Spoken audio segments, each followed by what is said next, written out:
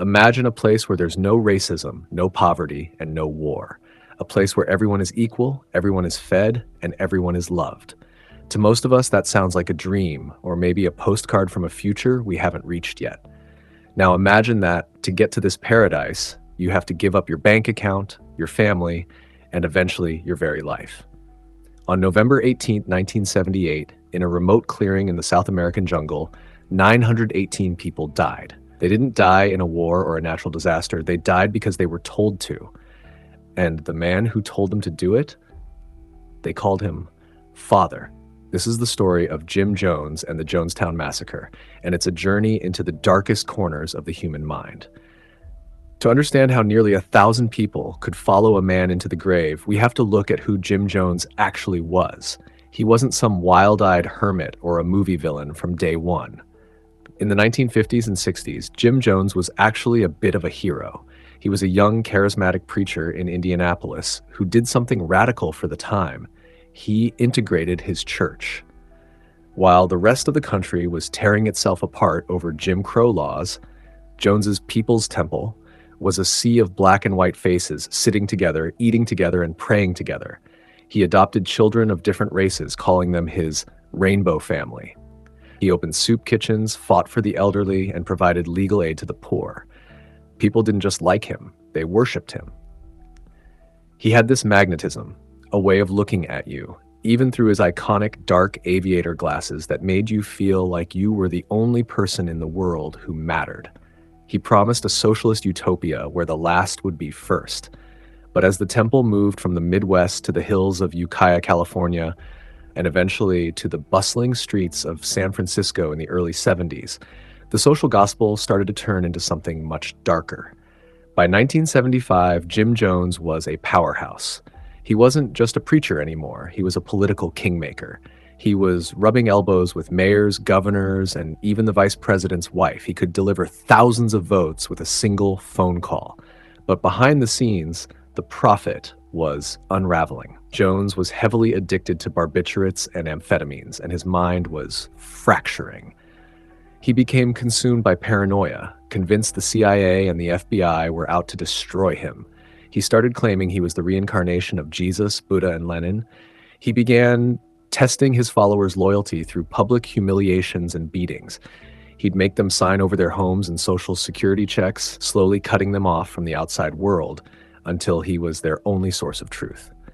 When investigative journalists started asking questions about where the temple's money was going and reports of physical abuse began to leak, Jones didn't fight back in court. He ran. He moved his entire operation to Guyana, a small country on the northern coast of South America. He called it the People's Temple Agricultural Project, but the world would know it as Jonestown. He told his followers it was a socialist paradise, a place where they could live free from the fascist United States and the looming threat of nuclear war. Over 900 people, grandmothers, infants, and entire families, packed their bags and followed him into the heart of the jungle. Picture this. You land in Guyana after a long, grueling journey. You've given your life savings to the church and left behind everyone you knew. You're expecting a tropical Eden. Instead, you find a clearing hacked out of a dense, humid rainforest. The reality of Jonestown hit the followers like a physical blow. They worked 12 to 16 hours a day in the blistering heat, clearing land and planting crops that barely grew in the sandy, nutrient-poor soil.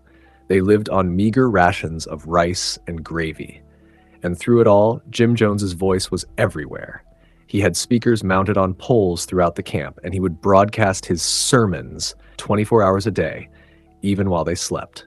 He was brainwashing them through sheer exhaustion and sleep deprivation. He was their God, their father, and their warden. The tension in the camp was a living thing. Jones started holding what he called white nights. The sirens would wail in the middle of the night, and everyone, no matter how tired, would rush to the central pavilion.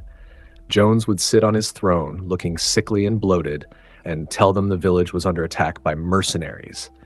He would hand them cups of liquid and tell them it was poison, a test to see if they were ready to die for the cause. They would drink it, wait for death, and when nothing happened, Jones would laugh and say, it was just a loyalty test. He was practicing. He was conditioning them for the end, making the idea of death feel like just another ritual. Back in the States, families were freaking out. They hadn't heard from their loved ones in months, and the letters that did arrive seemed scripted and hollow. They formed a group called the Concerned Relatives and eventually got the attention of Congressman Leo Ryan. Ryan was a boots-on-the-ground politician, and he decided to fly to Guyana to see Jonestown for himself. On November 17, 1978, Ryan arrived with a team of journalists and a few concerned relatives. At first, Jonestown put on a masterclass in performance art. There was a big dinner, a band playing soul music, and people were smiling and laughing. Jones sat at the center of it all, trying to maintain the facade of a peaceful community. But then the mask slipped. During the dinner, a member of the temple secretly passed a note to one of the reporters. It read, "Please help us get out of Jonestown." Suddenly, the paradise began to crumble. One family, then another, then more, then Baides stepped forward and said they wanted to leave with the congressman. Jones was devastated, not because he cared about the people, but because his absolute control was breaking. He reportedly whispered, "I've failed." As Ryan and the group of 16 defectors headed to the small jungle airstrip at Port Kaituma, Jones's inner circle, his Red Brigade guards, followed them in a tractor trailer. As the two small planes were being loaded, the guards opened fire. It was a chaotic bloodbath in the mud. Congressman Leo Ryan was killed, the only U.S. congressman ever assassinated in the line of duty. 3 journalists and 1 defector were also killed, while others fled into the tall grass, bleeding and terrified. The point of no return had been crossed. There was no going back to the way things were. Back at the pavilion in Jonestown, the sirens began to wail one last time. Jones gathered the community and told them the congressman was dead. He told them the Guyanese army would come, they would torture the children, and they would convert them to fascism. He told them there was only one way out: revolutionary suicide. Now, here is where we need to clear something up. We always hear the phrase, "Don't drink the Kool-Aid." First off, it wasn't even Kool-Aid. It was a cheaper brand called Flavor Aid. Second, and more importantly, this wasn't a mass suicide for everyone. It was a mass murder. There were armed guards with guns and crossbows surrounding the pavilion. People didn't have a choice. The tragedy started with the children. Jones insisted they go first, so the parents wouldn't have anything left to live for. Mothers were forced to squirt the poison, a cocktail of cyanide, Valium, and chloral hydrate, into their babies' mouths with syringes. There is a recording of this final hour, known as the death tape, and it is the most haunting audio you will ever encounter. You can hear the babies crying, and you can hear Jim Jones's voice, calm and eerily soothing, telling them to stop these hysterics and to die with some dignity. Within 20 minutes, the screaming stopped. 918 people lay dead in the grass, face down, many of them holding each other. Jim Jones didn't drink the poison. He was found with a single gunshot wound to the head, likely self-inflicted or at his request. He was a coward who couldn't face the end he forced on everyone else. When the Guyanese soldiers arrived the next morning, they thought they saw people sleeping. As they got closer, the smell hit them. Then they saw the colors, the bright clothes of the victims against the vibrant green of the jungle. It was the largest loss of American civilian life in a single non-natural event until 9/11. Jonestown changed how we look at cults and charismatic leaders forever. It showed us that brainwashing isn't a myth and that even the most well-intentioned movements can be hijacked by a sociopath. The people who died in Jonestown weren't crazy. They were teachers, nurses, and laborers who wanted a better world. They were looking for a home, and they found a predator.